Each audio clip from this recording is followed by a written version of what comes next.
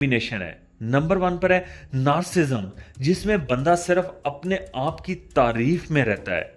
Number two पर है मैकियावेलिनिज्म, जिसमें इंसान दूसरों को मैनिपुलेट करके अपना काम निकालता है। नंबर थ्री पर है साइकोपैथी, जिसमें एम्पैथी यानी हमदर्दी बिल्कुल नहीं होती। जो लोग डार्क ट्राइड के ट्रेड्स दिखाते हैं वो सोसाइटी के लिए सबसे ज्यादा डेंजरस होते हैं। आपको लगता होगा कि ऐसे लोग कम मिलते हैं, लेकिन असल में कॉर्पोरेट वर्ल्ड, पॉलिटिक्स और हत्ता के सोशल मीडिया इन्फ्लुएंसर्स में भी यही ट्रेड आम है। एक और बात जो आपको हैरान कर देगी, लोग अपनी जजमेंट बहुत जल्दी बना लेते हैं। साइंस कहती है कि आप किसी इंसान के करैक्टर को सिर्फ 7 सेकंड में जज कर लेते हो। मतलब पहली मुलाकात ही डिसाइड कर देती है कि आप सामने वाले पर ट्रस्ट करोगे या नहीं।